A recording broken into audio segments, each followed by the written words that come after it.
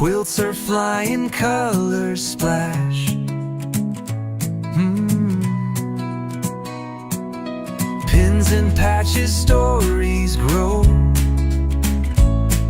Stitching secrets we all know.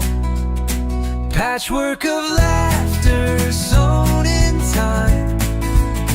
A spool of joy on every line. We chat, we sew, we laugh, we thrive. Stephen and Walter, our life.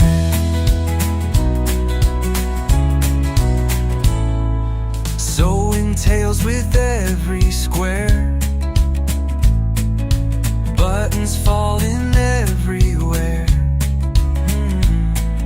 A crooked seam, but who will care? Iron presses lined so neat. Friendship's quilt can't be beat. Patchwork of laughter sewn in time. A spool of joy on every line. We chat, we sew, we laugh, we thrive. Stephen and Walter, our life.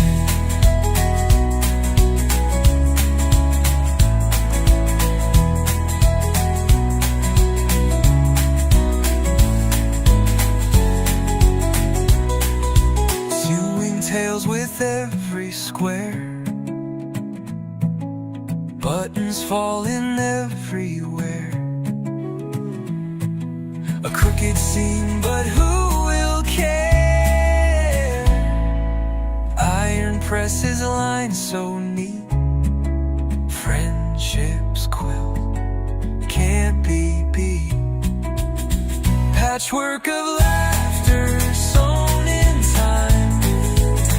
A spool of joy on every line. We chat, we sew, we laugh, we thrive. Stephen and Walter, our life. Our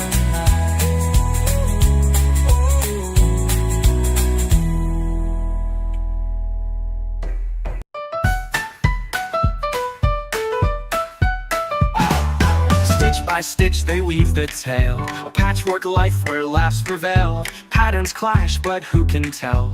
Quilted chaos suits us well. Stephen and Walter live on air. Threading humor, they don't care. Teaching, chatting, pulling strings. Life's a quilt of funny things.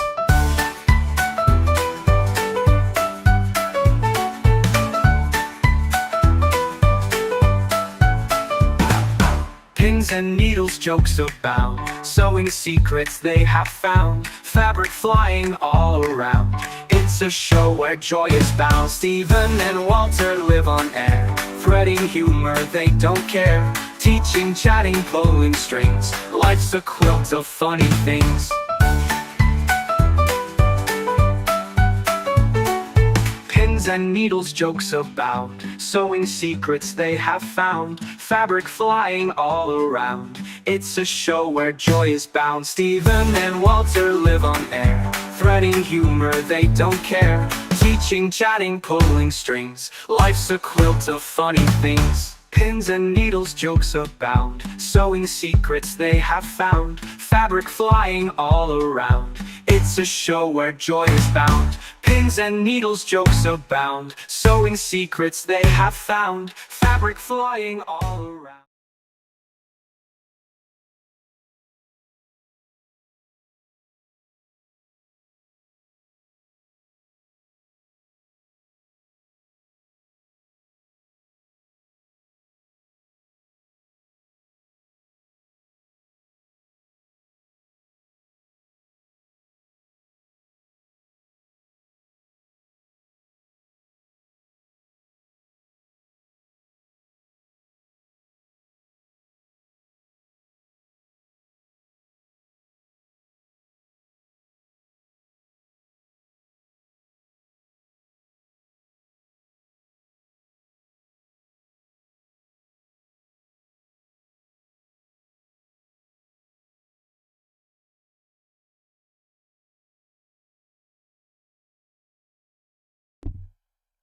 No one heard that. Oh, that's okay. That was just as well.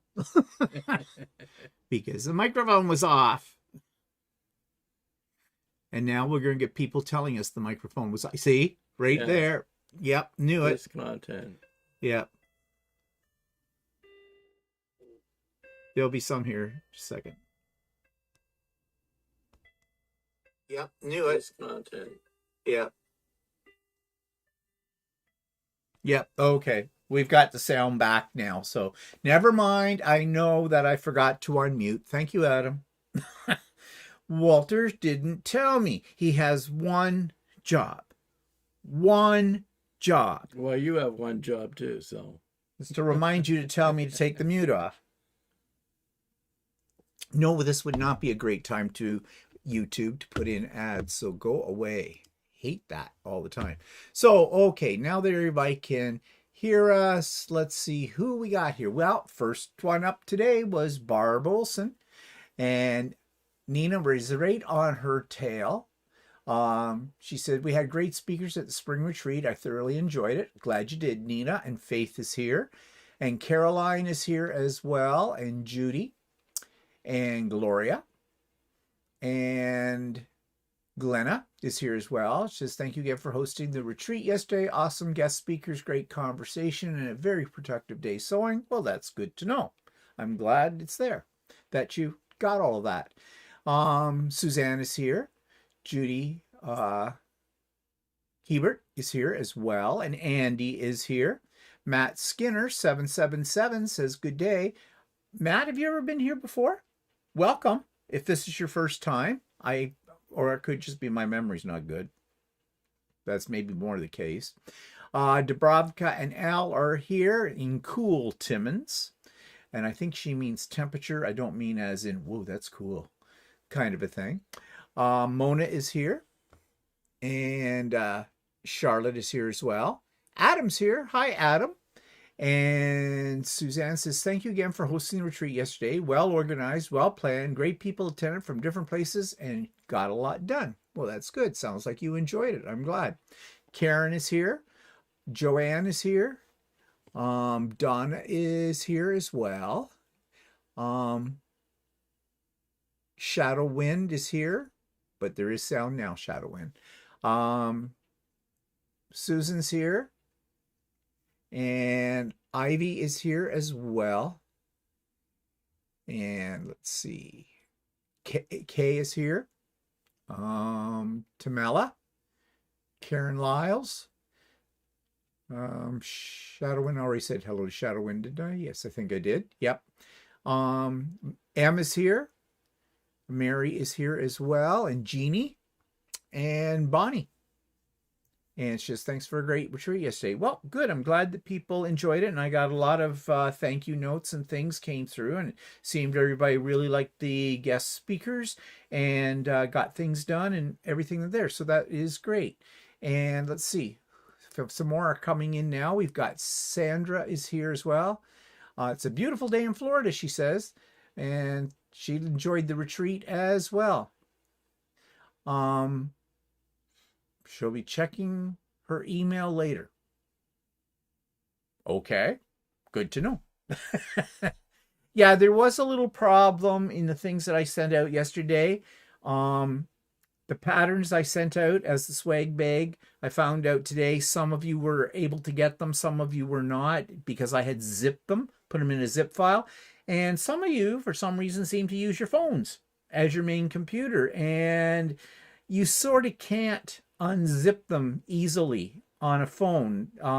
Better off using your laptop if you have one or whatever. But what I've done is I sent out a second email today where I took them all out of the zip. So there's 3 patterns. They each have their own link to them. They're on my Google Drive. So you don't have to worry about unzipping them or anything like that. And I also sent out the PDF version of Maureen O'Connor, the Opinionated Quilter, her presentation, because that was requested by several of you. So I put that together as a PDF and sent that out. So you should be okay now. Sweet Granny is here from the hospital. Oh, she got a bad bug. Sorry to hear that, Sweet Granny. Deluxe Pim, that's Pam in Minnesota, is here as well. Joanne says, great panel yesterday. I think you mean the speakers. Yep, it was. Cynthia's here. Yep, today twice. Yeah, Cynthia, we have to stop meeting like this. Dana's here. There's Dana and Colleen and Holly Moyes from Kingston. Did you have snow today? We did. Gone now, but miserable spring weather today. No, we did not have the snow, but from what I understand, all around us, like just a little further north of us, there was snow. And Judy says, so disappointed I could not attend retreat yesterday. Sounds like I missed a good day. Well, Judy, you did. Yes. And so, well, if I have one in the fall, notice I put a word if up in there. You'll have to tune in next week or tomorrow on my Monday morning coffee, because I'm going to discuss a few things with you. Oh, Carol Norton says, or Carola Norton, she's got alive. Great. And Charlotte says she got a whole lot of sewing done. Only have 5 boxes left to complete on an entire quilt. Wow, you did well, Charlotte. It's very good. Okay, so yes, yesterday's retreat I think was very good. We'll come back and do a little review of that for those of you that weren't there. And but first of all, we're going to show you what we have been working on besides the retreat and other things. I will go first. That blew up real good. Don't know why. Shouldn't have. Let me just go back. Okay, so you saw these on So Chatty, so I'm not going to dwell on them. Just to say that I think I have figured out how to make sure I don't cut off my points on the Alaska quilt. You can see block number 5 to the left, and it's a little iffy on the points. I mean, the points are fine right now, but once it gets in the quilt, you know, the 1/4 inch business, there's going to have to be some finagling in that. Whereas block number 6, yeah. I saw a video, and I'm trying thinner thread. Thinner, yeah, you can't say it either. Thinner thread. I'm using 100 weight thread, and you know, you wouldn't believe it that your thread weight, God, that's hard to say. Word thread weight makes a difference. It does. I usually use 50 weight. I use Orifil 50 weight. Would what they used to call a scant 1/4 inch make any difference? Well, my sewing machine is set up for that automatically on my Janome when I use my HP foot. Yes, a scant 1/4 inch would help with that as well, but getting a scant 1/4 inch, depending on how your machine is set up and whatnot, is not as easy as it might sound. And it's easy enough to forget about doing that. So anyways, and then somebody told me yesterday that they had worked on, they showed me one of their blocks. It looks very much like block number 6 here with the star in the center. And they took a class, or it was recommended to them from somebody, I can't remember which it was, but Deb Tucker apparently, you know, Studio 180, she makes all kinds of different rulers. She has a ruler that works really well with this pattern. The only thing is your blocks come out unfinished at about 10 inches, I think. But that's okay as far as I'm concerned, because I would trim them down to the 9.5, and you would be okay with your points. So yeah, but anyways, I mean, I've done the first 6 block sets. I have 6 more block sets to go, plus 1 single one. So I'll just stick with what I'm doing now and hope for the best. It's not, well, it's not going in a show, so who cares? You know, I'll live with it.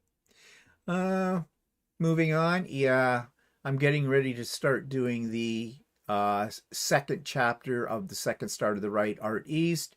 Or cut. So these are all the bloody little pieces, and I've already screwed up on here, and I'll talk about that on Tuesday on the Idiot Quilter. And okay, I've been working this afternoon on this. I have all the panels done, but you're only seeing 3 of the panels.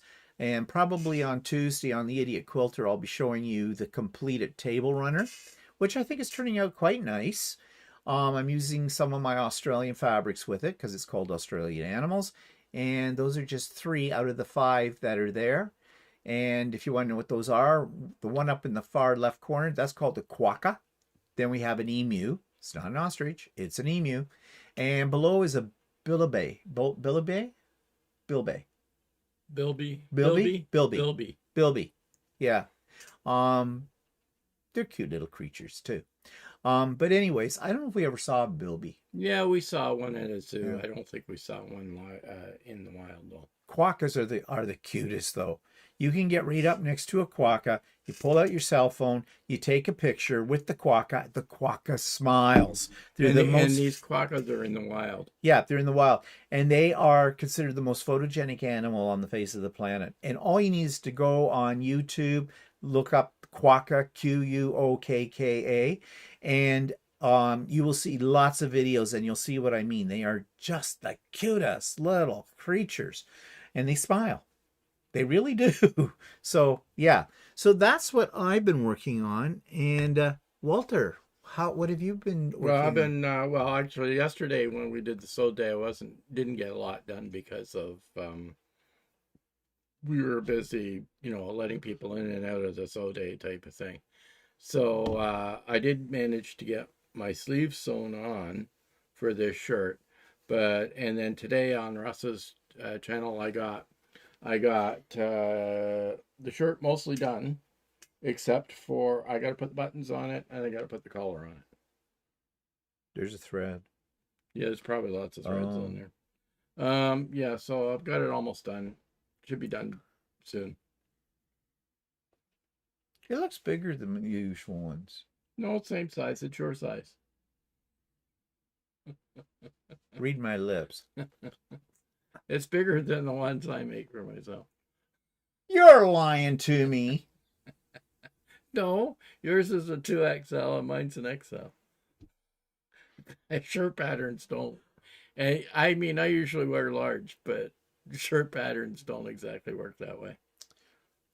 I'm stocky. Large, I mean off the rack. I'm stockier than you. We all are in my family. We're all very, very big bone, stocky people. Yeah. You're nasty. You're nasty. So. Well, stop eating those chocolate bunnies and you'll be okay. Well, I'm out of chocolate bunnies now. 'Tis not the season for them.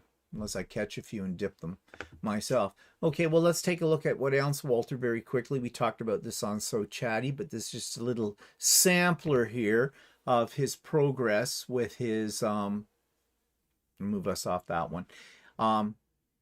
So, yeah, Walter's getting good at this. Actually, on So Chatty, we showed you his feathers. I don't have a picture of his feathers right here. These are just some of his combination, free motion, and ruler. And scribbling. And scribbling. Yeah. I love this one down here in the far corner. I think that one's that's looking pretty good. There. Yeah. He's doing very nicely with all of this, but we'll see more next week on So Chatty. I'll show you more of Walter's. Yeah, and we're going to do a video of Walter actually demoing his technique. He's not happy about that idea, I'm sure, but we will do it because people want to see that. They want to know. Let's see, some things here. Got live. Charlotte says, I got a whole lot of sewing to, okay. Donna. Uh-oh. Uh-oh. What was that? I don't know. Let's see here. I hate the way these... nice job, Walter. You make beautiful shirts. And Joanna is here. She says, wow, very nice, Walter. And Guess that's it. I guess that was it. We're caught up. Okay. So let us move on to what's coming up and things that have already came up. Okay.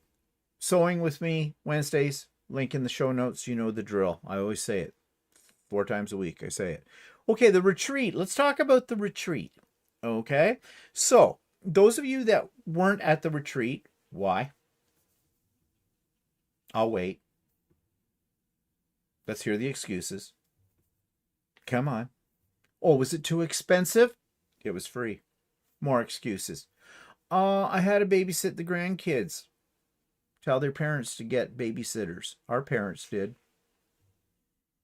Oh, I just had so many things to do and I was so busy and I forgot all about it. What, you got dementia? I could keep going on with the excuses, and I've got an answer for every one of those excuses. The bottom line is you missed a good time, and people are saying that on here. And our speakers were really good. We had Maureen from the Opinionated Quilter, and she talked about using your scraps and being efficient in using up your fabric. It might have been a little too much for me, but I don't worry about scraps. I also don't worry about throwing out fabric. Everybody will have a hissy fit on that when you throw out fabric. Yeah, I do. If it's too small a scrap, I don't save it. And even sometimes when it's a big enough scrap, I don't save it. You know why? Because I'll probably never get to it. So yeah, I know it's sacrilege. You know, shoot me, whatever. But she had some really good tips and tricks for handling all of that.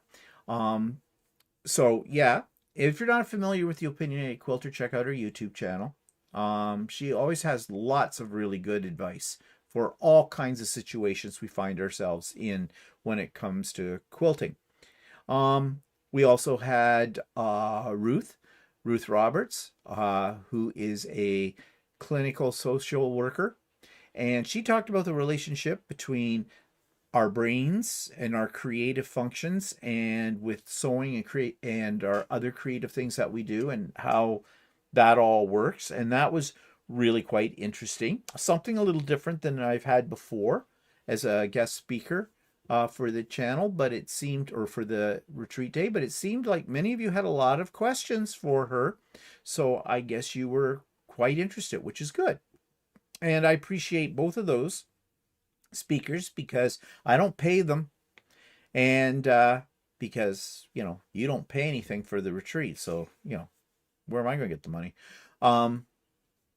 But they do it out of the goodness of their heart, and they put a lot of time and effort in it, both speakers said. So really the speakers make the day as far as I'm concerned. And of course we did have John from Art East telling us about what he's got coming up, and he always has something coming up and his plans and everything, and he very generously provided 3 prizes as well. There are prizes throughout the day. I gave away 30 PDF patterns of different things. No 2 patterns were the same, and he had a coupon for $50 off, or as a gift certificate kind of a thing, for his website, for his store. And he gave 2 $25 too, which is very, very generous of John as well. And surprise, surprise, Adam, who's on here today, of Adam Sews, Adam generously donated 2 coupons for 15% off, or no, for a free, no, it's for a free pattern, a PDF pattern from his store as well. So 2 lucky people got those. And both John and Adam provided everybody else with a limited time coupon for a percentage off from their store. Unfortunately, those are not available for anybody who wasn't there yesterday, and I believe the one anyways for John expires at midnight tonight. I'm not sure. I believe it was 15% off everything. What, John's? Yeah, it was 15% off.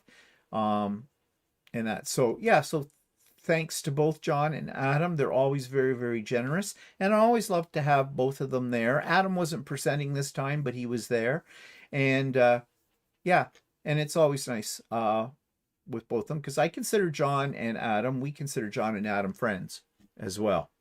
So yeah, so what else did you miss on the day? Well, we had the prizes, I said, guest speakers. We just had a good time throughout the day. And the night before, we had the icebreaker cocktail party, and that was well attended. I think we had over 30 on that. That's pretty good for the cocktail party. We had 34 actually. Oh, so that's pretty good. And we had 88 people booked for the retreat, which was really good. You know, the didn't quite get past the number I could handle, so I didn't need to start a waiting list. Only have 2 people on the blacklist. Yep, 2. So that's pretty good as well. I mean, if I ever hear from them, I have not heard anything from them today, nothing. So I don't know what's going on there. Maybe they had a legitimate excuse. I don't know. I have no idea. So right now, until I hear what the real reason was and assess that, their name stays on the blacklist. And they won't be able to come to one of the retreats in the future. Maybe that doesn't bother them. Obviously don't care. So I guess that's just the way it goes. Anyways, it was good time. Everything seemed to work out really well as far as technology was concerned. And I know some people are always, like, for some people, this was their first virtual retreat. And so they were a little bit scared to use Zoom. But we got them through that. And we didn't have any major technical problems at all. So it worked out very, very nicely with that. So yeah, good day. Let's see, a few more people have joined us. We have Kay. She loved Maureen, thought she was fantastic, and she was. Grant's here. I've never been to a retreat in person or virtual. I didn't want to buck the trend. Maybe someday. Well, Grant. It's, well, you've been to a SO day before, so Yeah. it's similar. Yeah, it's similar to a SO day. It's just more people, but you should break out of that comfort zone because there really isn't that much to break out of.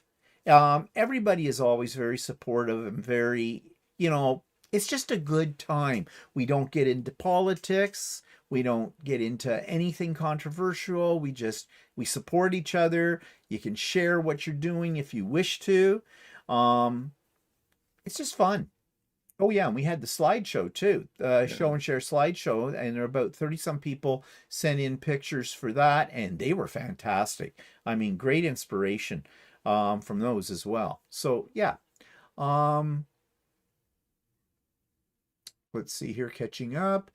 Sandra said didn't make the retreat because my dog ate the invitation. Yeah, okay. Laura's here. She said, I enjoyed the retreat. It inspired me. Good. Grant says, I've seen Maureen video where she ripped Gamel a new one. She's good. Yeah, the thing about Maureen is she truly is what her name says she is. She's the opinionated quilter. But her opinions are, like, she's no nonsense. If there's something she thinks is just bull, she will tell you it's bull. She'll tell you why it's bull, and she'll tell you how to do it right.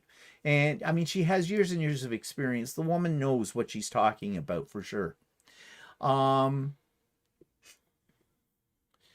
Sandra says, your speakers were great. John is a wonderful person, and Adam is too. Yes, they are. And we've had Adam as a presenter before too. And maybe I'll get him again in the future too, if he's willing to talk about things. And he probably will be. So we'll talk, Adam. We'll talk. M says, I hope one day I can participate in the retreat when my situation is more, searching for appropriate word, stable, probably that word. Okay, Em, well, it would be nice, Em, to have you on one of the retreats. Of course, your time zone does make it a little awkward for you because you're way out in Taiwan, and that's like about 12, 13 hours difference between us. So yeah, time zones are a bitch. Ruth's here. Hi, Ruth. Sandra says, it was my first, but not scared, just unfamiliar. Yeah. Yeah, well, it takes maybe a little bit of time, but within the first 10 minutes, you're a pro. Yes, Joanne says, I learned from the attendees too. Yes, that's another factor too. It's not just the guest speakers you learn something from, but with that many different people there, there's lots of things you pick up. Tips and tricks and techniques or things you didn't know about, the things you didn't know you needed, kind of a deal. There's lots of enabling going on. So yeah, so it's a community. It really is a community kind of thing. M says, politics is Sunday afternoon exclusive. Okay. Barb liked Ruth's presentation. Yes, it was very good. Layla is here. Hello, all my quilting cohorts. Okay. Layla was there yesterday as well. And she was a newbie to the retreat, and she survived. So you see, Grant, it's not a biggie. Okay, so yeah, overall, the retreat was really good. Am I going to have another one? This was retreat number either 9 or 10. I think I started them in 2021, and I do 2 a year. I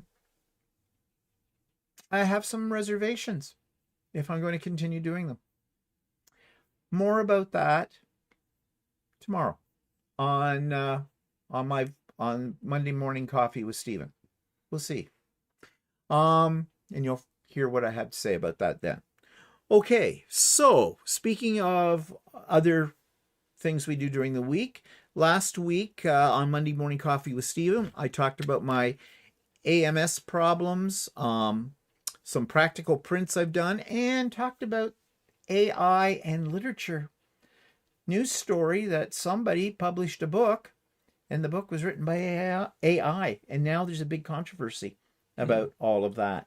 So that was all on Mondays, Monday Morning Coffee with me, and if you didn't see it, you might want to take a look at it.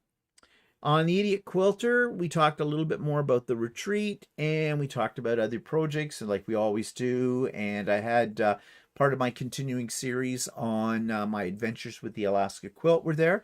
This week coming up, I'm going to put the Alaska quilt on hold as far as videos are concerned, because basically now that block 6, I have figured out the point problem and things like that.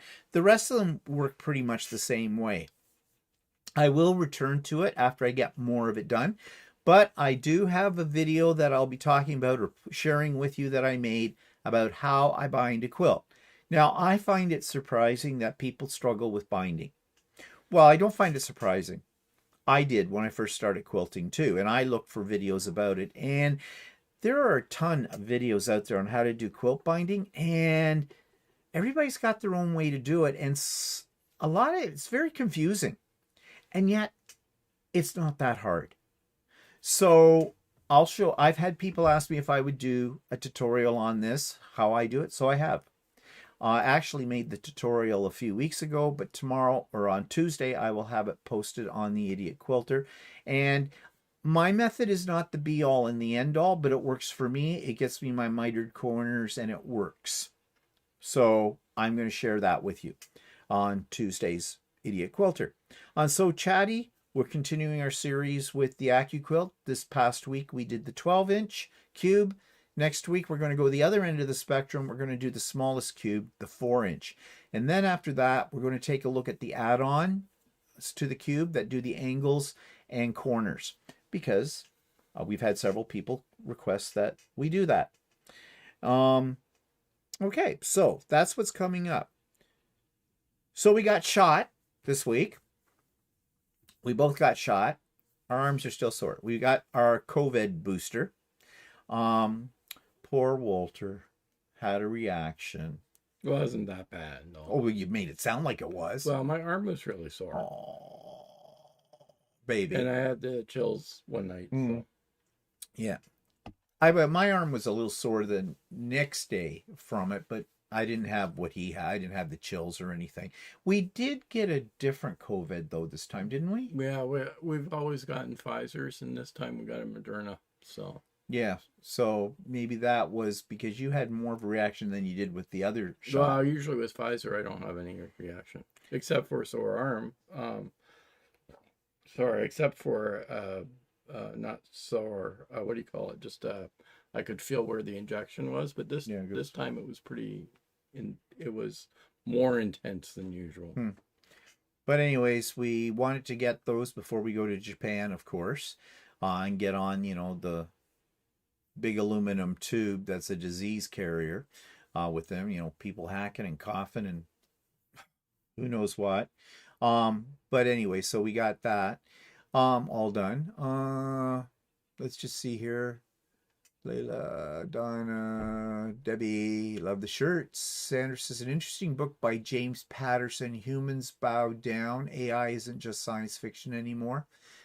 Yeah, it's not. And it's kind of scary that it can write books, but it also writes music and stuff like that. And I mean, I've used AI to create music. You know that because I've talked about it before and he actually showed you some examples. Actually, our introduction songs Our AI. Yeah, the introduction song to this, that's all AI generated. It took me like 30 seconds to make it. And I didn't do any editing. I just put in keywords, key phrases for it to describe it, and it came up with everything else. So if it can do that, it can write a book too. But then that brings up the whole problem, and we're going to talk about this tomorrow, so I'm not going to go into it right now, but it brings up a lot of issues for, legitimate writers, the publishing community, us as consumers of publications as well. So we'll talk about that one tomorrow. Adam says, was the chills from Steven giving you the cold shoulder? Yeah. How true. Maybe. Barb says, Adam, good one. Quit egging him on, Barb. Em says, oh, you know what? Recently I found that there is a community of long arm users in Taiwan. That really surprised me. I reached out, but the lady didn't take me seriously. Oh. Well, why did she not take you serious? Like, because you're male? Could be. It might be different over there. Yeah. Then we're used to guys being sewers here and everything, but maybe in other parts of the world it's not quite the same. I don't know. Oh, Pat's here. Hi, Pat. But anyways, yeah. So we got the shot, so we're good. I did read something or saw it on a news program. Apparently, the number of people in North America, senior people, 65 plus crowd, are not getting the boosters of COVID like we were getting them. It's kind of slowed off. And COVID still exists. And they're a little worried about it because senior citizens and children tend to be the two groups in the demographics that are the most vulnerable to this. It's also the same with the flu shots. So it's not over. It's always going to be with us. I mean, we get a flu shot every year, and we've been getting COVID shots twice a year, every 6 months as well. And I figure better safe than sorry. Especially since we're traveling. Yeah. So with that. So, why take the chance? If this is available to us, we should be getting it. Now, for us in Canada, the shot is free.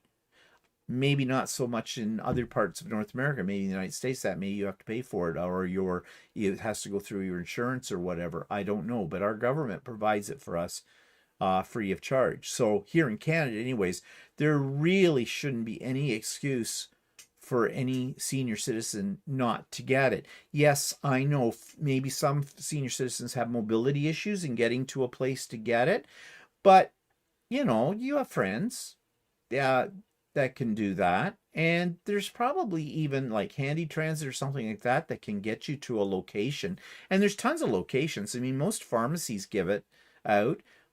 Maybe make arrangements with your family doctor if you have one, or a nearby clinic or something like that. Really, you need to get it. You need to get it because older we get, our immune systems are not as good as they used to be. Lucy says that in Oxford, they don't get COVID boosters unless they're 75. Oh, interesting. So for us, it's 65 It's 65 and over here. Yeah. Well, it's 65 and over, and anybody that's immunized, anybody that's immune compromised. That's where it's recommended for. But I think even if you're under 65, they'll still give it to you. I think they will.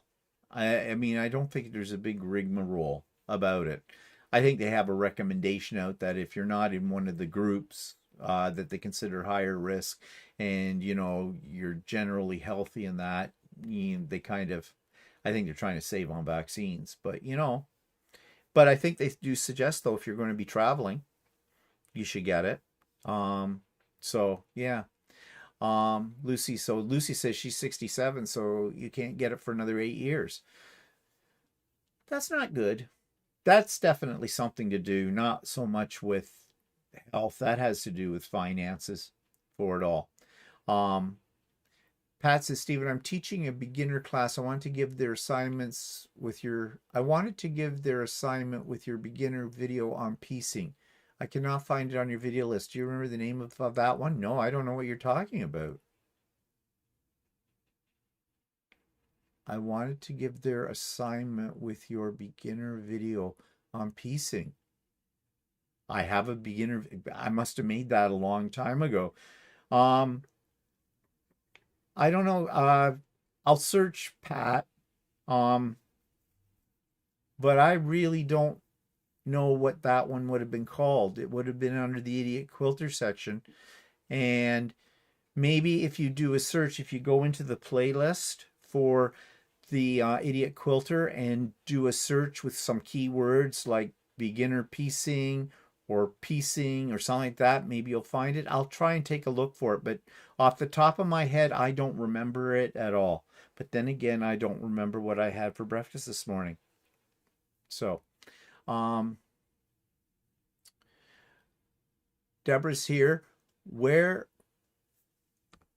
Nope, she retracted her message. Okay. So anyways, okay. So Pat says you showed it recently. I showed it recently? Where did you see? You showed it recently. You sure you're not mixing them up with somebody else? Yeah, I don't remember. How recent, Pat? Like in the last month, last 2 months, last year? I'm having a complete blank here about it. I don't know what you're talking about. Can you describe what you saw a little bit more? One of the Accuquilt ones? Yeah, was it in the last 3 months? She says in the last 3 months. Pat, send me an email about that and tell me what you remember specifically about it, like beyond just beginner piecing, and maybe it'll trigger my mind and I can find this for you.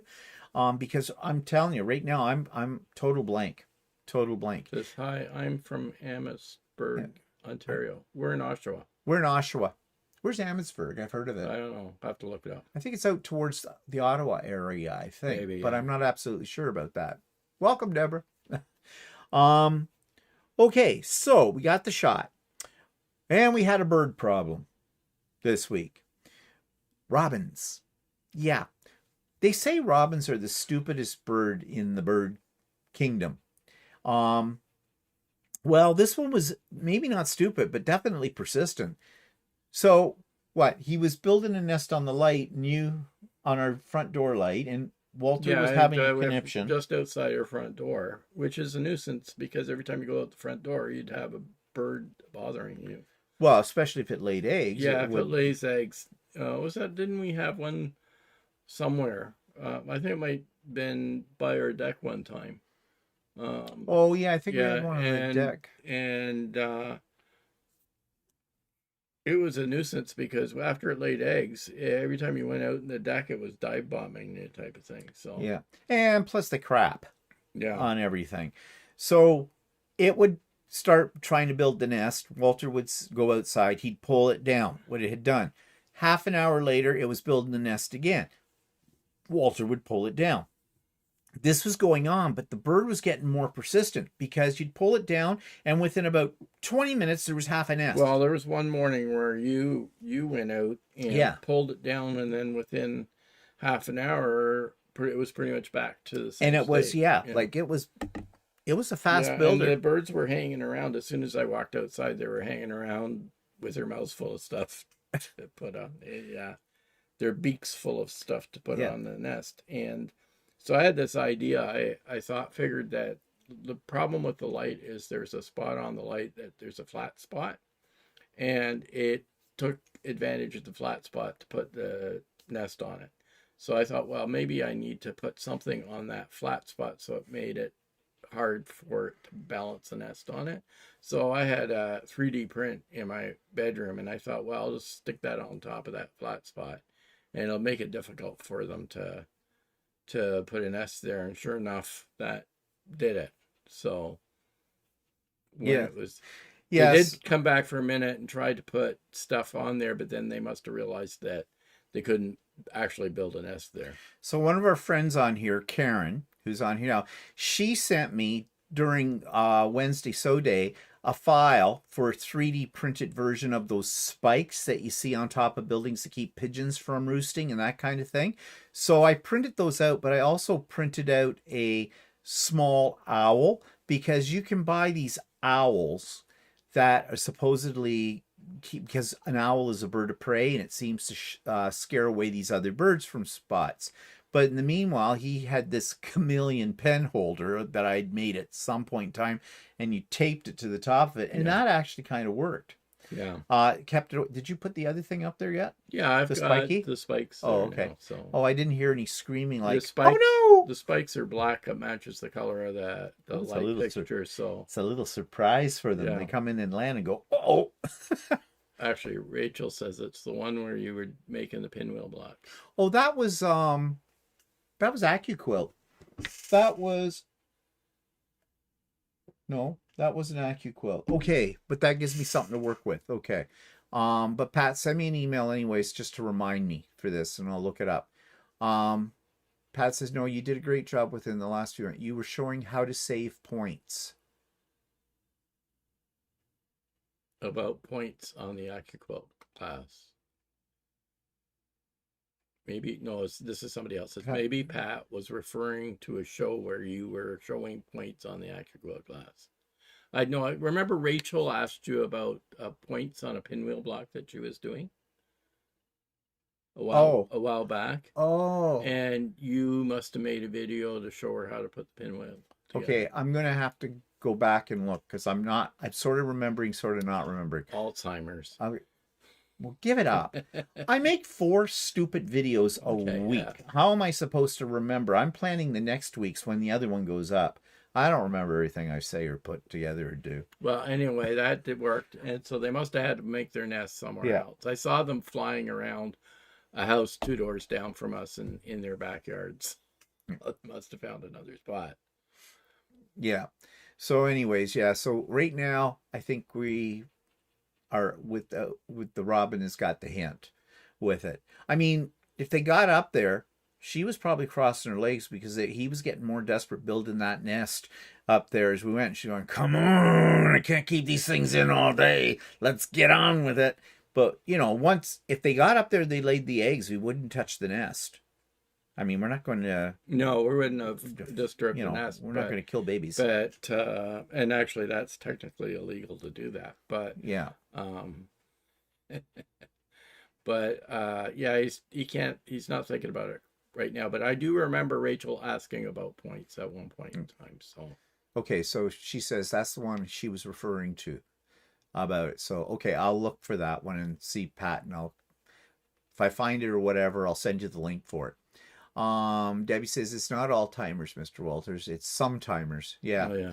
Adam says we had a pigeon in our garden that kept trying to build a nest, kept tearing it down, missed one day, and it laid eggs, hatched out. Then a sparrowhawk pulled them out of the nest, and the dog ate them. It's not funny, but it is. It is funny. Yeah, it reminds me of these videos you can watch on YouTube where somebody tries to rescue some animal in the trap or something, a small thing, and they get it free and they let it go, like a little baby sea turtle trying to get to the water, and they help it in, and they get it to the water, and this thing comes up and eats it. So, yeah, nature's cruel. Rachel says we have some starling nests in our eaves. It's lovely at 5 a.m. when they're are running up and down and tweeting away. Yeah, really. Yeah, didn't we have that problem in the old house? Yes. The stove vent didn't have a cover on it when we first moved. That's right. And we had nesting in there. Yeah, I do remember that. I can't remember the video that Pat's asking about, but I remember something that happened over 30 years ago. The worst part is short-term memory, not long-term memory. Yeah, not sure. But anyways, I will look, Pat. I will see what I can find for you.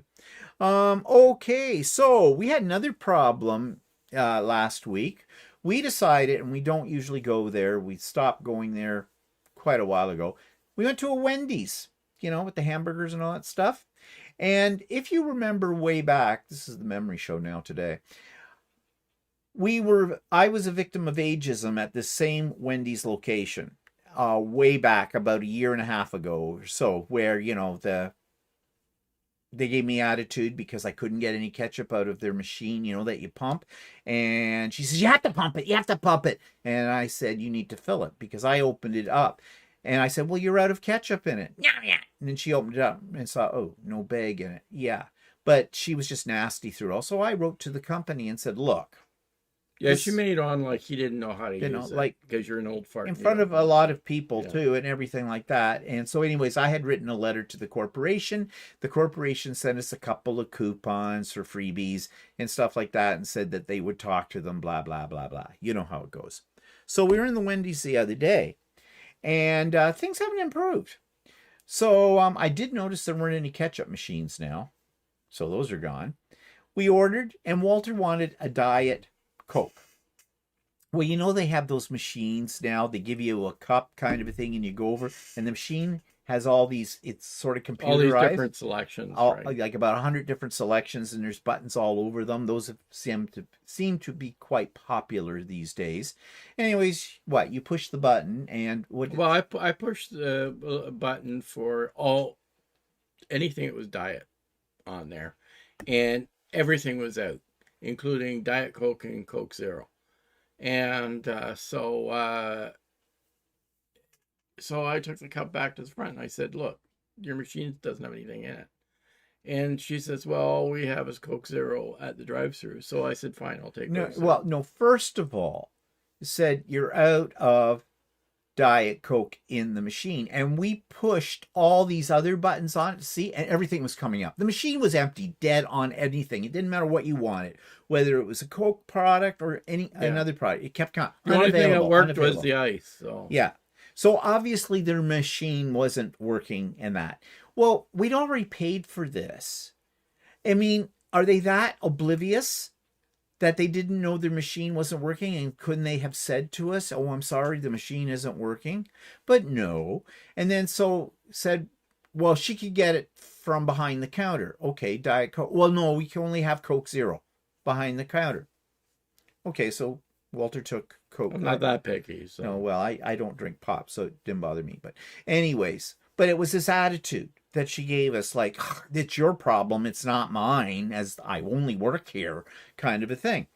So fine. Then we went and sat down, and this alarm goes off, and it's ear-piercing, to the point I'm looking at other people in the restaurant, and there's a lady over one corner, and she's going like this, like... It was so loud, they said, oh, we can't stand it. It was deafening. And they ended up moving near the front of the place because it wasn't as loud.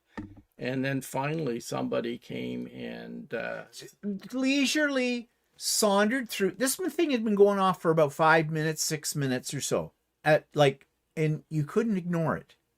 And saunders through and goes into, I guess it was triggered from one of the bathrooms or something, and saunders back out. Never said a word to anybody. Didn't say, oh, so sorry, we're looking after this. Sorry about that. Just, there we go. Couldn't give a shit about the people in the restaurant. So it was this, and then we'd ordered the taco salads. Okay, first of all, at Wendy's, at least here in our area, you used to be able, and we used to do this all the time, we'd go in, we'd get a side salad and a small chili, and you dump your chili on the salad, and you got taco salad. That's what we were doing. That was one of Walter's tricks, and actually I started doing it too because I kind of liked it. But you can't get a side salad anymore at Wendy's. Not in our area. The closest thing you can get is a small Caesar. But they do have a taco salad now on the menu. They didn't used to have a taco salad. That's why we were actually doing this other thing, the dump on the salad kind of deal. So you get this little plastic container of nothing but lettuce, and the lettuce is like 3 leaves. It was lettuce, a small chopped tomato, and there was a tomato? Yeah, a small chopped tomato and a smattering of cheese, which was very smattering. That sounds generous. It was a very small. It's like 3 strands, shreds of cheese that they could have just not put anything on it. So and then you get a small chili. It's a make your own. and you get a little bag of nacho chips, kind of thing, and they give you a little thing of salsa and a little thing of sour cream. So make your own. Yeah, basically that's what we were doing before. So, and it only costs $10.79 for one of these. So it's pitiful. So Walter took a picture of the salad, and the one of the things, I think it was the salsa. The salsa tasted off. And it was about 5 days over expiry date with it all. So we took pictures of all of this, and when I came home, I wrote to the head office and said, this was our experience, and laid it out. And I said, the organization, it didn't seem like your restaurant had any organization in it. People didn't know. We talked about the Coke machine problem. We talked about, okay, we can go to Chick-fil-A and get a salad that has many other things on it, plus spicy chicken strips, 3 of them, and the salad dressing and everything, and it looks really fresh, and there's lots of it, and it costs $11. $1 more, yeah. $1 more for that kind of thing. Plus, when you go to the Chick-fil-A, they are extremely friendly, and like they'll bend over backwards to do whatever they can for you. At the Wendy's, it's like, oh, what do you want? Really? Kind of a deal. So overall atmosphere at the Chick-fil-A, much, much better. And yeah, no problem getting what you want to drink or anything like that. And they come to your table. They bring the food to your table after you've ordered it. And oftentimes we've been in there and we're just finishing up and we've got some garbage there, which we intend to take, and we never leave it behind us. We always throw it out, right? No, they come, oh, we'll get that for you. And they take it away. I mean, night and day between the two. So I put that all in this letter that I sent to the Wendy's. Now, I kind of figured I'd get nothing but lip service if I even got that. However, I got more than that. Now, I'll give them credit where credit is due. I got a case number. All right, fine. That's just automated, right? So that's one thing. Said that within, 48 hours, 24 to 48 hours, a representative would be in contact with me about my complaint. I thought, oh, yeah, sure. Nope, there was. I got an email from somebody and said, we have passed this on to the management that looks after that particular area and everything, and they will be in contact with you shortly. Sure enough, within about an hour, I had another email. Some guy who was the manager or whatever, he apologized profusely for the experience, wanted to talk to me about it, gave me his phone number, and said, call me anytime for this. It was his cell number. So I did. Now, when I called, I got voicemail. But I left a message, said who I was, what I was calling about, and this kind of stuff. Within 10 minutes of after hanging up from him, he called me right back. And we had a nice conversation about it. Now, I had told them in my letter of complaint, look, I'm not interested in any kind of coupons or refund. I am not looking for compensation for this. It's just to let you know I will not be going again. And I always like to throw in the YouTube card because it helps. And I said, and I will be telling my subscribers on my YouTube channel about the experience as well and what your reaction is to it.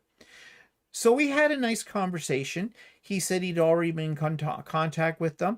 They're reviewing how they're supposed to be training their employees. He said they were understaffed that day. Well, I suspected they were understaffed, and I put that in the letter, for one thing. But that's not an excuse. And he says, 2 of the employees called in sick that day. Okay, if you saw the people they were employing at this Wendy's, you could understand why they're understaffed.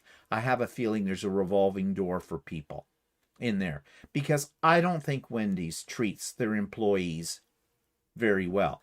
Obviously at Chick-fil-A, there must be some incentive, because these people, they're so happy. I want what they're having. Really. That's how great they are. The only thing I've got against Chick-fil-A is that it's an American corporation and they're part of the Christian right and they support the Republican Party.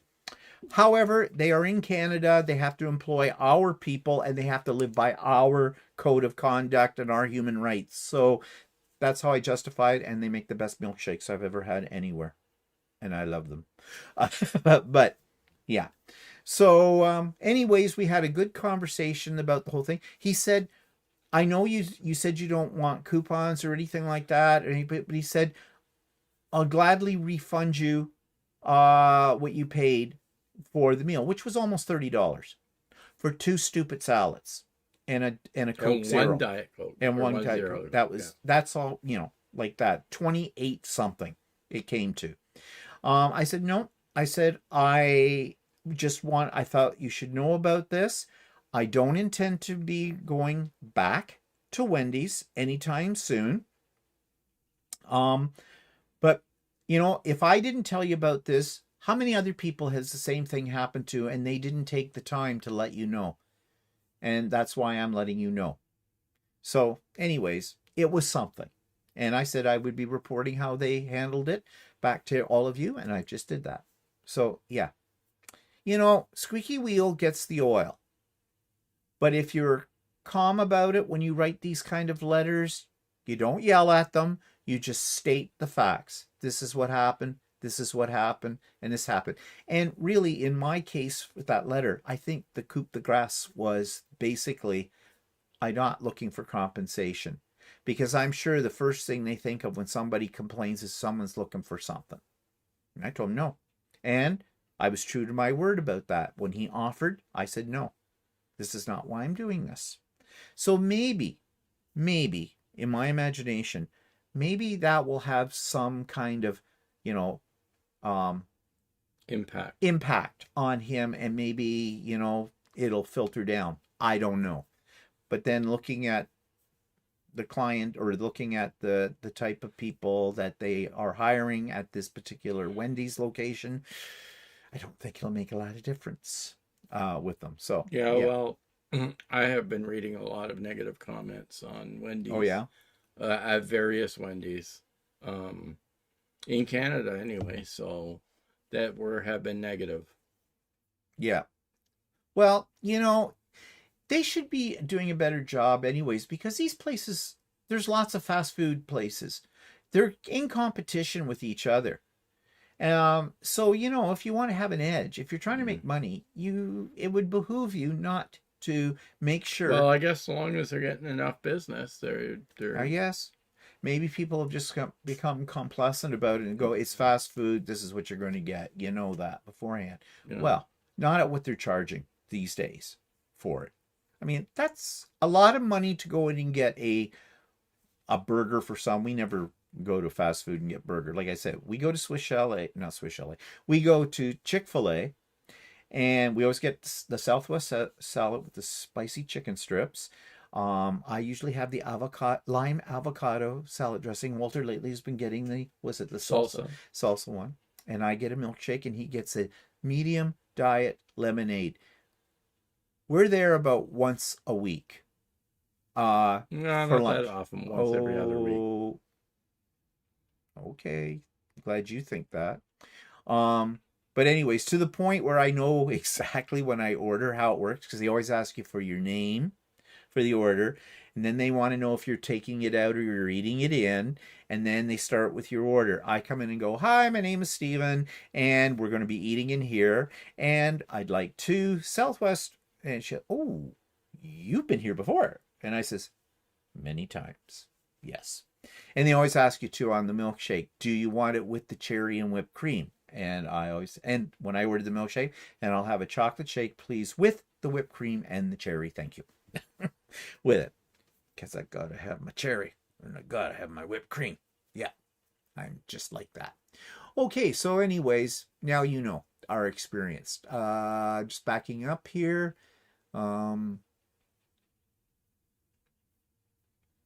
Sue says, Adam, thank you for yesterday's prize donation. I chose the Luna crossbody bag. And Adam was saying someone asked him what kind of dogs he has, and he has Boston Terriers. And they're cute. Kathy says she really dislikes those Coke machines with all the buttons. They are confusing. The first time I saw one of those was down in the States. We didn't have them up here yet, or at least any place we went to didn't have them yet. And I'm looking at it going, how does this work?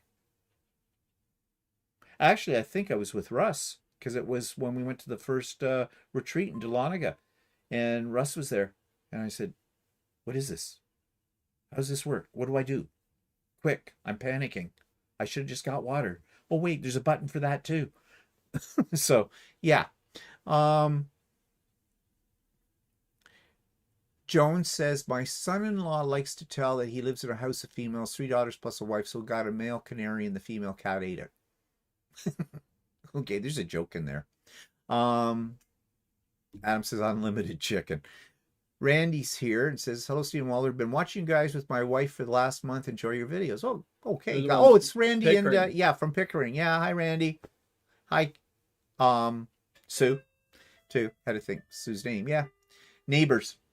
Kathy says Wendy's used to be pretty good for fast food. Now not so much. Yeah, and the price has gone up, way up. And we used to go, we'd get coupons in the mail every so often, 2 can dine for whatever. Well, they used to have salads on that. They don't have salads on it anymore. And 2 can dine for an arm and a leg.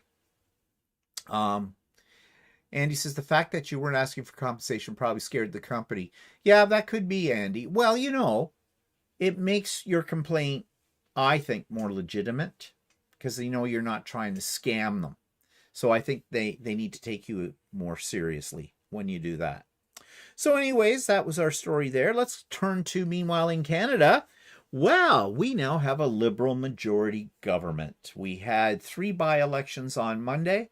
And each one of those by-elections ended up with a Liberal, and that put the Liberals over the number of seats they need to have in the House of Commons to make it a majority. So piss off Poilievre and the Conservatives, because the Liberals can do whatever the hell they want to do now, and that is to protect our country. And Carney has been doing that, our Prime Minister. But the problem is he keeps running into a problem with the opposition, which is the Conservative Party, who just want to bicker about everything instead of being team players in a very crucial time in our history, given what's going on south of the border and around the world. And so, too bad, Poilievre, bye-bye. So, yeah, we are very happy about that. Conservatives, not so much. And there's rumors that there could be a few more Conservatives cross the floor and become Liberals. So we'll see how that is, which is a direct reflection on the effectiveness of the leader of the Conservative Party, Poilievre. Not so good. Not so good. And then meanwhile in Ontario, our province, our premier, he decided by playing for himself. He bought himself a little personal jet, so he can jet around because he feels he needs to travel all over the place. And it was now, mind you, he bought a secondhand one, and it was only $28 million. 29 or 29. It was 28.9 million. Oh, you got a bargain because it was slightly used. $1 million. Okay, he's been screwing around with our healthcare system. He's been screwing around with our education system. Prices have gone sky high. He's doing nothing about it. He is boycotting the rules that are in place for developments to give his buddies basically carte blanche to do whatever they want with property in the green belts. He's reduced the conservation authorities. Anything he can do. He is mini Trump. And he wants to expand there's a small airport in downtown Toronto that's on island in the lake, and he wants to expand it for bigger planes. Well, guess what? He probably thought for his private jet he could use that airport. Yeah. Now, Scott says Ontario's a huge chunk of land. I actually get it. He doesn't need a Learjet, a private jet. That's true, but there isn't a lot of airports in the northern area, so they can drop them out of the plane, fly over the top, just drop them. This was so that he could fly to Texas, or he could he's flying to Utah for some conference next month, and he flies to Ottawa, and that he would be the only premier in all of Canada that has a jet, and in the history of Canada, the only one. All the other ones take commercial airlines. Now, mind you, Ford is a very large man. He's probably too big to fit. He'd have to pay for 2 seats on a commercial one. Yeah, for it. And we're not kidding about that. No. It's a waste. This is not a good time for that. I mean, you know, our prime minister, he flies a lot around the world. Yep. And we pay for it as taxpayers. You should have seen this plane. They showed it on the news. Ooh, wow. It's a 12-seater. 12 luxurious seats. Nice. Very wide seats. Very wide seats. Nice looking little plane, little jet. Yeah. It's one thing to make a purchase like that in good times. We're not in good times. Well, not only that people knew about. All of a sudden, it was dropped on us, right? Yeah. Yeah, it wasn't that they. There are other actually planes that the Ontario government have that he can use to fly to Northern Ontario. It's not. Yeah. They're more prop planes. They're not jets necessarily. Yeah. But there are other planes. They're maybe not as luxurious that the Ontario government has. He's done all kinds of things. So the irony of all of this is there was such an outcry from the people of Ontario and, you know, the opposition parties and things like that, that they just reported, what, today? Yeah, they reported today that he has decided to cancel well, actually, it's already purchased. Yeah. He purchased and he took delivery of it on Friday. And now he's returning it. Now he's not returning it. He's in the process of selling it again. So I wonder how much that's going to cost, how much less he's going to get for that plane that he's selling. Well, he's not going to get what he paid for it. Yeah. It's just like selling a car. Yeah. So I don't know what that'll happen. And a thing is that a few years ago, his brother was a politician, and he kept calling what do you call it, public service workers. People have it too good, and they called it the gravy train. Yeah, yeah. So everybody started calling this guy saying, well, it's the gravy plane. Yeah. Because. So, yeah, looks good on him, to say the least. And it also looks good on the people of Ontario that they turned around and didn't let him just get away with it. I mean, but he does that all the time. He'll do something, and then he ends up getting a lot of criticism, and then he reverses it. In the meantime, it costs the government a lot of money. Yeah. And Scott's got a lot here to say. So let's look at what Scott's saying here. He says, Ontario's a huge bunch of land. Yes, yes. Scott says, Billy Bishop is a good airport. Yeah, it is, and they're extending it, and that's because of Ford, because Ford is expropriated. It's part of the city of Toronto's property, and basically he wasn't in consultation with the city of Toronto. He just said, well, if you don't agree to it, I'm taking it anyways, because that's how he does things. You know, I don't doubt that Billy Bishop, I have heard good things about, you know, that air company that's off that island and everything. We've never taken it because it doesn't fly where we're going. But, and it's too difficult for us to get downtown to take a plane out of that location. So, but the people who live on the islands out there, and they've lived there for years and that, well, this is, and all the high rises that are down there, because they build all the time, constantly are developing the lakeshore front down there. I mean, this is going to become noisy than it is now. I don't know. I have never heard people really complaining, but then that may not hit the news like something like this does, you know, because the news doesn't tell you everything. But I mean, personally, I don't care if they extend it. I don't live there. Might be selfish, but I don't care. I mean, if you're going to buy a condo right down there on the lakefront, yes, you're going to have a beautiful view. It's going to cost you a lot of money for a condo down there, but you know, there's other places to live. So, you know, you take your chances. But it's the way he went about doing that, too, which tells you something about... Well, not only that, you have this airplane, and the airplane has to be staffed. The airplane has to be... You have to pay fuel for it, and it has to be maintained. If you need to fly to Northern Ontario, you can. I used to work for the Property Assessment Corporation, and they used to have to fly our assessors up into northern areas. And Scott says that there are northern lands have airstrips. Well, no one's questioning that. Of course they have it. And there's airlines that go up there. So why can't he get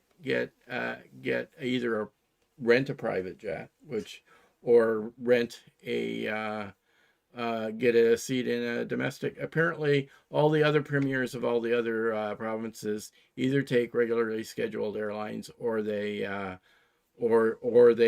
able to get like transportation through their province for existing airplanes that they have, but they don't. It's not necessarily a luxurious experience. So Yeah. And Scott says, did he buy it used? Yeah, he did. He bought it used. yeah, I think the brand new price for this plane is 42 million, and he paid 28.9 or something like this for the plane, and it's a 2016 or 2017 model. Yeah. Holly says, and it's Canadian. I'm not sure if It's a Bombardier. yeah, it's a Bombardier the play. Yeah. Yeah. Or is she talking about she's A&W? My husband and I love A&W fresh hot. They bring it to your table, love the breakfast, and they have specials. I don't think technically A&W is Canadian. It was at one time, but it was bought out by a corporation that I'd have to check. Yeah, we'd have to look at that because there was some stuff just a few years ago where there's this big corporation down in South America or something that bought up a lot of these fast food chains. Like Tim Hortons is no longer Canadian. It's part of one of these big conglomerates, so I don't know. Yeah, Scott says that Pearson Airport sucks. Yeah, it does. But name an airport in North America that doesn't. They all suck. I mean, you know. Go to ones in Asia. They're nice. Yeah, they're nice. Deborah says, where do you buy your thread? A&W is 100% Canadian owned. Yeah. Okay. Okay.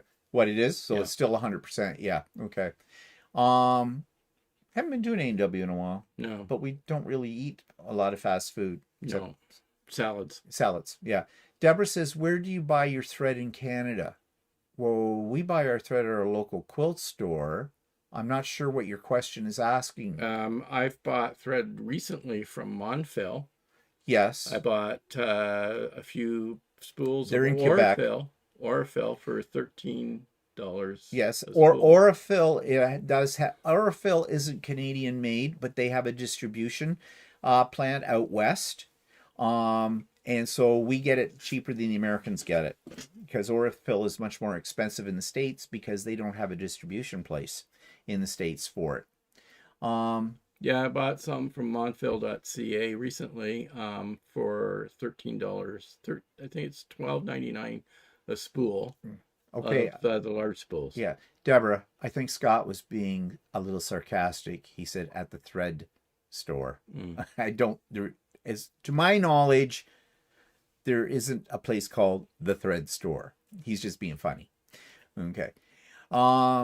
Randy says they were supposed to build an airport just north of us in Northern Durham. Yeah, that raises its ugly head. Even when we were kids in the early 70s, there's lands in the Pickering area where you live and that which were designated for an airport. And there was so much controversy about it and that they eventually, it rears its ugly head once every decade, and then it dies out again. So I don't know about that. Yeah, we're okay. Go ahead. Scott says, this is like when Trudeau had the pool installed at 24 Sussex. I think Scott might be a conservative. Yeah, anyway. Yeah. And then I bet Premier Ford likes A&W. Maybe, but he would have to eat chicken because he's a vegetarian. He only eats chicken. He only eats chicken. Vegetarian. He doesn't eat red meat. Yeah. Which is surprising at his size. Obviously, he's not eating the diet stuff. No. Dubrovka says, Billy Bishop's an excellent airport. We use it all the time. No confusion airport. The only thing is they're limited to where they can go. I've heard good things always about it. But when we travel where we're going, they don't fly there. We always fly out of Pearson. So yeah, we have to fly out of Pearson. And yes, Pearson is a hole. Yeah. Well, it's gotten worse. So Ottawa Airport is good, Scott says. Miracle Airport, ugh. Oh, he's an NDP. NDP. Oh, well, that's fine. You're in the neutral territory. I voted for them once. Won't do that again. That was back many, many years ago when what's his face? What was his face? Ray Days. Yeah. Bob Ray got it. Yeah. Yeah, we had lots of holidays that were unpaid. Yeah. Rachel says all airports are horrible. It means I have to get on a plane. Hate fly. Yeah, I agree, Rachel. It's always that's the worst part of traveling, are the bloody airports and the bloody airlines, because you never know. Are you going to actually the flight you paid for? Are you actually going to have a flight? I'm waiting to see what happens with our flight to Japan. I mean, we bought those tickets way back last year. For it in the whole bit. Now with you know, this whole thing with the gas, and we don't know. We don't know if we're going to get to Japan. There's a possibility. Well, it's more of a worry about a fuel shortage. So Yeah. Scott says Saskatoon's airport is good too. Geez, you get around to all the airports, don't you, Scott? It's in northern Saskatchewan. I'm sorry. You realize if it's not Ontario. And we know how the rest of Canada thinks about Ontario. But yeah, we've been to Saskatoon. Yeah, many Saskatoon years ago. was nice. Yeah. Yeah, Saskatoon's nice. Yeah. But anyways, so Ron Collins is from Saskatoon. oh yeah. So speaking of travel and everything like that, I just said, so Japan, will we go? Well, we've got it on the books. We're supposed to be going. We have everything arranged in the whole bit. It's all going to depend what's going to happen with the airline. We're flying Air Canada. As I said, we have paid for that and everything. We actually paid extra for what? Cancellation? No, we paid so that not for cancellation. We paid so that we can cancel the flight at any time, get a full refund. So, oh, okay. But who knows? You until you're up in the air in the airplane, and even that's no guarantee. You don't know what you're going to get, and then of course you always get that yummy airplane food. I didn't wait. Let me see. Air Canada was the only one that flies direct from Toronto to Tokyo. So yeah. Andy says going to Japan may be okay. I think that she heard they were getting their oil from Russia. You said something about that, didn't you? What? About no, they get their oil from China. Oh, do they? Yeah. But apparently, what, they have enough jet fuel or something that with the reserves that they won't have to tap into it till June. Mm-hmm. So. No, actually, we find the air. Actually, most of the time, Steve's feet don't touch the ground. Yeah, like I don't have a problem that way. You might, Scott, at 6'4". Yeah, you Steve's probably 5'7". I'm 5'9". I'm not 5'7". I'm 5'6" and shrinking. Oh. I've never been 5'7". I've always been 5'6". In fact, I think I'm 5'5". You shrink in old age. Gravity's not your friend. With that. So yeah, I don't have a problem with that. But I don't know. The yahoos that are on the planes these days, you know, the last one when we were coming back from was it Australia? Yeah. We were coming. I had this little bugger of a kid. Thought would be no, that was the one from London. London from last year. It was only 7 hours. So. The kid was sticking his hands through, grabbing stuff off my food tray while I'm eating. I now understand why the airlines. Two things I understand about airlines. One, why windows don't open. And why they don't give you anything more sharp than basically a disposable knife. Because that kid's fingers and arm would have been hacked off and he would have been thrown out a window. But they have rules apparently about that. So best I can do is pack them up and put them down a toilet. We sit in regular seats, no problem. Oh, thank you, Scott. You're so flattering. We're not big like you. Steven looks big. I don't know if I should be insulted by that or whatever. I'm not big. I'm stocky. We said that at the beginning of this. I mean, we're flying in regular seats this time, but I mean, we have flown in premium economy before. Yeah. Dubrovnik says, are you guys leaving soon? Well, yeah. May 10th. Yeah. Yep. So you'll have a couple of weeks. Well, no, you won't have any time off from us. In fact, you'll be bombarded long as our internet connection is working. We will be posting probably every day or every other day from Japan about our trip. As you know, for those of you who've been around for a while, you know that when we go on vacation, we take you with us. Oh, Joanna's here. Hi, Joanna. Adam says, did you bite him, Stephen? I would have, except I was afraid of getting a disease. So, yeah. Lucy says, we drive to mainland Europe via the Netherlands, so much more civilized on the ferry than flying to Amsterdam.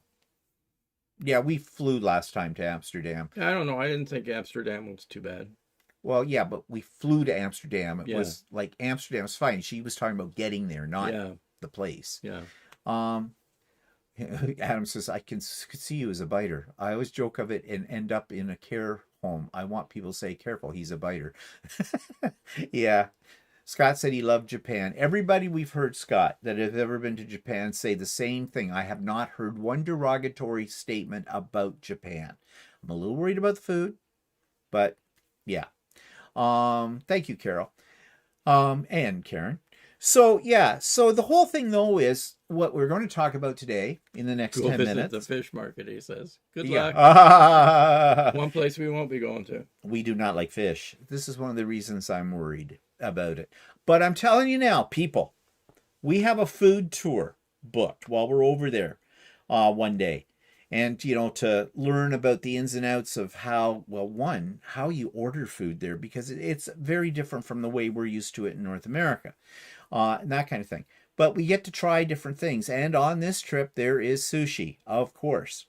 And there is an option. If you don't want that, you can have something different from it. I'm going to try sushi. I've never had sushi, but because it's fish, that's why I've never had it. Maybe. Everybody tells me, when it's fresh, and of course Japan, you know, if you're going to try sushi, I would say Japan's probably the place to try it. And I've been told that it's very velvety texture, it's very mild, it's this and all this kind of stuff. So I will try it and I will report back. Maybe I'll turn around and go, oh my God, what have I been missing out all my life? I mean, there's a ton of sushi places in our area, like way too many. Maybe I'm going to find that this is something I really, really love. I doubt it, but I'll try it. I'm going to try. There is fishless sushi. You can get hamburger sushi. Yeah. But the problem is too with I had a California roll once, which doesn't have any fish in it. This was because I went to a place many, many years ago with some teacher friends, and I said to them, I don't like fish. I don't like sushi. I said, have the California roll. It's fine. It's no fish in that. But it was wrapped in seaweed. I don't like seaweed. Why don't I like seaweed? Because seaweed to me tastes a little fishy, a little weird. And in fact, recently I tried seaweed again because we went to a Japanese restaurant and had like some ramen kind of a thing with pork and stuff in it. And there were two little sheets of like 2 by 2 inch squares of seaweed beside it. And I thought, okay, I'm going to try this again. I tried it again too. And I went, no, don't like it. To me, it tastes like I'm licking the bottom of a dirty ashtray. And you're going to say, how do you know? Never mind but about that. But yeah, but I'm going to go with an open mind. I will try the sushi. I mean, and we'll see. Rachel says, sorry, Scott says, go visit fish market. And Lele says, that sounds lovely. I always wanted to go to Japan.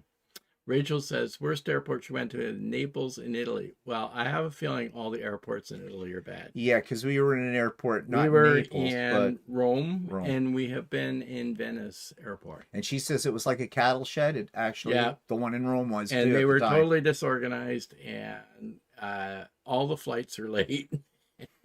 But that's Italy. Italy, they're very disorganized everywhere you go. So, Adam says, be careful with the quantity of wasabi you apply. It's very strong. I have had wasabi. Yes. The stuff over there is supposed to be worse. So, oh, yeah? Yeah, I had a little teeny bit of it. And I like hot food, but that's beyond hot. That's like burn a hole right through to your soul with that. Scott says, the fish market is the size of a city block and worth visiting. Excellent for people watching. Well, we probably will. Well, we might. We'll probably go and see it. I may need a nose plug. Yeah. You know, because even the smell of fish makes me go gag.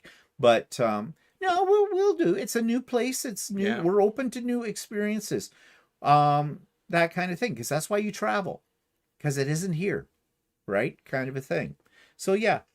So What about any of you, the rest of you? Did you have plans this summer to fly somewhere? Or have you changed your plans because of this whole rigmaroles going on with gas and jet fuel and all that kind of stuff? Or were you going to do a long distance trip in your car? Is those ideas changed, or how are you going to cope with this?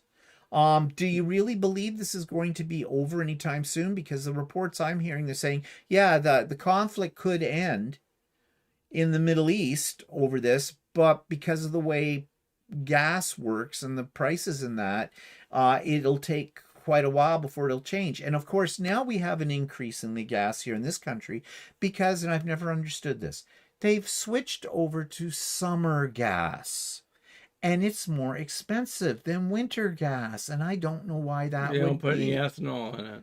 Oh, okay. So in other words, you're not watering it down.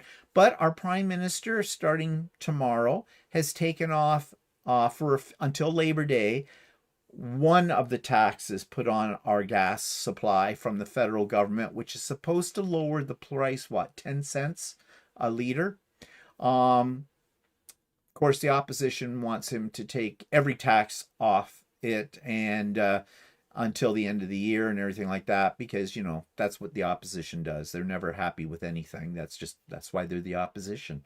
That's their job, to bitch about it. But it's something. Who knows what's going to happen with that?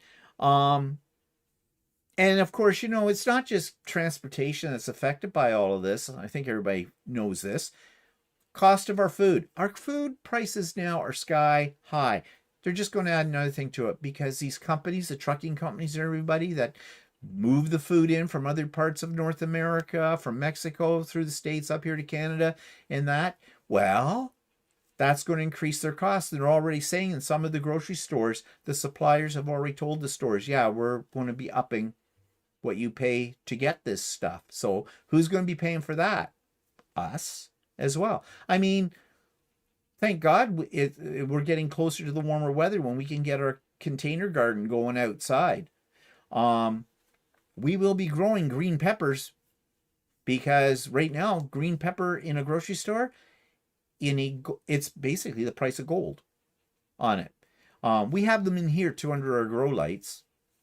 We should start on those soon. Yeah, I got a ton of tomatoes I have to harvest. Yeah. Too, so we've got tomatoes, we've got green peppers, we have lettuce, and we have basil.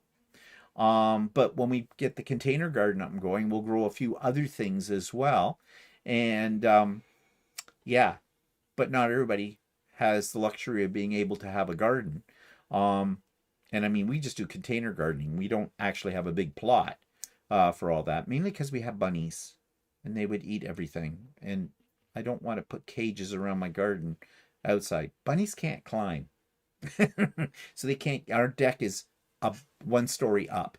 So yeah, they can't get at it. Squirrels come around and sometimes steal a tomato or two, and then they take one bite tomatoes and leave it on the banister, just so we will know that, haha, we ate one of your tomatoes. Dirty little buggers. But yeah, so I think a lot of people will probably change their plans if this continues on into the summer, because it's going to cost them an awful lot of money. One woman at the pumps, you know how the news reporters interview people at the pumps going, they're complaining about the price of the gas, saying, well, how are you coping? And say, I have to get to work. I have to do this. So other areas, and those other areas are food, accommodation, clothes for the kids, and other things they have to cut back on. So yeah, and these grocery stores, they don't give a shit. Oh, they keep telling us they hardly make anything on any of it. Bullshit. And Walter will tell you how they make their money most of the time. It's from what? Product placement? Product placement, shelf space. The corporations have to pay for the display on what level of shelves they are on. So yeah. And let's see, we'll hear some people says Rachel says the petrol price where I am has just dropped by 7p a liter. Well, it goes down, it comes up. It's in flux all the time. But so what would that be that you'd be paying now, Rachel, per liter? I'm assuming you're in the UK. And I think in the UK they're always more expensive than us, but they're a lot more expensive. They're about double, I think. Yeah. Scott says he's driving from northern Saskatchewan to Ottawa. That's going to cost you. Yeah. Layla says we did change our plans in March because of the partial shutdown. Okay. And he has an Alaskan cruise in July. You get around. You get around, Scott. Well, enjoy Alaska. Let's see. How do I feel about Alaskan cruises? Never been on one. Never will. I mean, oh, look, a glacier. I've seen them. I've been there. I've done that. Not to Alaska, but boring.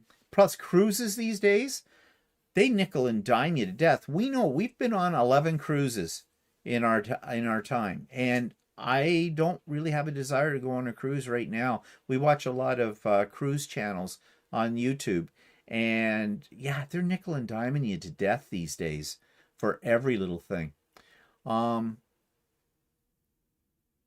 Joanna is going on an Alaskan cruise in August. We fly from Washington to how do you say that? Dulles. Dulles? We went through Dulles once. Yeah, that's right. Oh, that was a horrible thing. To Seattle. Yeah. Have you, I would assume, Joanna, you've already paid for your ticket, or if you haven't, or did you have to pay a surcharge? Because it sounds like some of the airlines are now putting on a surcharge for fuel, like fuel surcharge. Dubrovka says she's flying to Toronto twice and driving to Kingston this summer. Well, actually, Dubrovka, what's the gas prices like up in Northern Ontario? I would almost think they're probably higher up there than they are down here. So they pay in, Adam says at $1.99 in UK, that would be $3.68 for us a liter. And what are we paying a liter? No, we're paying half that. We're paying about $1.80 a liter. Yeah. Anywhere between 100, I think I saw yesterday it was a 173 somewhere. Rachel says today it was £1.51 a liter. So we are paying. So that's over $3 Canadian. That's almost $4 Canadian. So Adam, you'll hate us because we're paying the equivalent of 94 pence or whatever in British pounds. Yeah, a liter. Yeah. Which is expensive for us. So. And diesel's definitely more expensive, Rachel says. Adam says, make me sick paying it, hence when I have only left the house by a foot the last week. Yeah. And Cheryl says, we are doing a Fiji cruise next year. It was too good for a deal to pass up. Yeah. Yeah. Well, you can get deals sometimes. It's just right now, and you probably have already paid for it and everything before all this rigmarole went. But that also brings up the question, can these places, if you've paid your ticket in full for like cruises or flights, can they charge you more again with a surcharge? Or is that, like, I don't know, will we have to pay? I don't think so. We shouldn't. Yeah. Because we have a contract in a sense with them. So this was the price at the time and we paid it in full. So we should be okay. I don't know. Not all cruises. Cruise Celebrity or Holland America or Princess. Yeah, we have been on Celebrity. We have been on Princess. We've never been on Holland America. But they're still nickel and diming it. Yeah, even our last cruise, which was in that was before the pandemic. It was 2016 now, I think. Was our last cruise. Yeah, it was our last cruise. And it was, they at that point in time, they started setting up on Celebrity, and they started setting up special areas on their ship where you had to pay extra to go sit on. Yeah, remember those exclusive areas where they had the cabanas? And all that. Now they have lots of that now. Yeah, and depending on the size of the cruise ship you're going on, it sounds like the great big huge ones, you have to reserve everything. You just don't walk into the theater one night to see the show. You have to book in advance, and they recommend you book in advance on their app before the cruise as well. And everything, the specialty restaurants, the whole bit. Like Whereas the last time, as Walter said, it's been 10 years since the last cruise we took. And even then they were charging $60 Yeah. for a extra for for a the restaurant too. for the specialty restaurants and things like that. And now it's up. It's just everything's become nickeled and dimed, and that's not because of the crisis in the Middle East right now. They were doing this before. This is that. before the pandemic. Yeah. So And it used to be where you booked a cruise, you didn't have to if you put a deposit down, you had so much time before you had to decide and firm up your cruise date. I had looked for a cruise for Japan at one point in time. We thought of doing that, but we would have had to pay a non-refundable deposit of $900 each for it. So yeah, Dubrovka says they're paying up north of about $1 right now, the $1.78. yeah, Which is about the same as what we're paying down Yeah. here. So I guess it's about the same. Scott says, I should drive to Oshawa and stay with you. Only kidding. Well, yeah, at 6'4", we don't have a bed that would accommodate you. Your feet would hang out in the hall. And Suzanne says it's $1.76 in Kirkland Lake. yeah, it's about that here. I saw 173 or 176. I can't remember. Yes, The other Barb. day. Costco does sell gas in Ontario, and we Yeah. got some last week actually. Yeah, there. but last time I bought some at Costco, it was $1.69. Joanna says it's $4 a gallon in Massachusetts. Which is still cheaper than what we pay. Yeah, that's still cheaper than what we pay. Yeah. Because we're paying like Yeah, what we're paying at was a 173. 173. Well, that's $4, 3, 4, so four times that. So it's Yeah, over so we're $4. paying almost Well, $5, $6. $6.92 Canadian. Canadian per gallon. Yeah. Which would be $5 American a US gallon. Yeah. Cheryl says, don't think they can charge us more for the cruise, but we can cancel up to January the 20th, 2027. Yeah. Okay. Mona says, Philippa is already having issues with her flight from Brisbane to LAX in early July. I'm picking her up with fuel prices. I'm looking at renting a hybrid to get us to a retreat in Washington State. Yeah. Everything is affecting us in all of this. Mm-hmm. And it's too bad it's all because of one man. Well, actually two men. Trump and, of course, what's his name in Israel. Yeah. And Donna says, once paid, they can't. However, if they cancel your flight and rebook, then they will upcharge. Mm. Yeah, I heard that too. I saw it on something about that. Yeah. Hi, Jen. So yeah, I think it's going to be, if you have great plans for travel and the whole bit, well, you can still go, but it's going to cost you more. Or it'll be disruptive. So Yeah, in the whole bit. And you know, I think the part that bugs most of us is really that it's not of our fault. It's out of our control. We can't do a thing about it, and it's just not right. And the rich don't care, you know, and Trump doesn't give a shit. The man's a lunatic. He's delusional and all that stuff. And everybody knows this, and yet he's not carried away in a straitjacket. Yeah, but whatever. So some comments to end up today. This week's comments. Okay. We talked about the price of food last week too. Well, Gail wrote, she says, meat is expensive and so is a candy bar, chips, and soda. Yeah, they are. But you want to know something?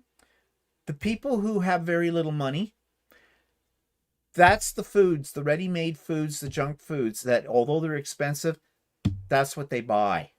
So they're not getting any nutrition, and that's going to affect their health, and that's going to have consequences too. But yeah, everything is expensive. Everything. Now this one I thought was quite the comment here. Oracle Soul is the name of the person who wrote this, what they go by. It says, Trump is a stupid man. Yes, we do not disagree. Driven by lust and greed, a trust fund baby who inherited hundreds of millions from his grandparent and father in a tax dodge. They died before IRS could prosecute them for tax evasion. He is a criminal, but cults and big dollar teamed up to use him to push their agenda. He has pretty much broken every promise that he ever made to voters, cutting Medicare, Medicaid, Social Security, vets benefits. He's backed by extremists, as Paula White does not represent most Christians. I don't know who Paula White is. He needs to retire or be impeached. No one thinks this. Second page. War is needed or good, and we don't want our kids dying in needless wars. He has threatened Denmark, Greenland, Canada, Mexico, Cuba, and now Iran, and already invaded Argentina for its oil. It never ends for him. Who wants endless wars when he ran on ending endless wars? But war, my comment to this is, and everything this person has written there is very, very true. I think I agree with. But the bottom line is about war, war has always been big business. War makes money. And that's a historical fact. You can find that all the time. So, yeah. The bad time, people. But, you know, we got to do something. And well, I don't know what we can do. But we need to survive. So, you know, maybe break out the disco ball now and say, we will survive. Anyways, so that's about it. And as Lucy says, he is a shit. Yes, he is. Let's see. I have to fire up my broomstick, Rachel says. And diesel, Mona says, is running almost $6 a gallon in Arizona, almost $8 in California. Yeah. And Cheryl says, airfare is included in our trip. That's what makes me nervous. I'm optimistic that he will be out of office by then. Wishful thinking he'd be in prison or dead. Yeah. Can't disagree with you, Cheryl. Nope. Okay. On that happy little note, people, thanks for joining us this week. And tune into our videos next week. My Monday morning coffee with me. Monday, of course. It's in the name. Tuesday, the Idiot Quilter. Friday, So Chatty. And then we're back to whatever we'll be talking about next week here on the live. So have a great weekend. What's left of it, everybody. Have a great week next week. Thanks for joining us, as I already said. And we'll see you soon. Bye, everybody. Bye-bye.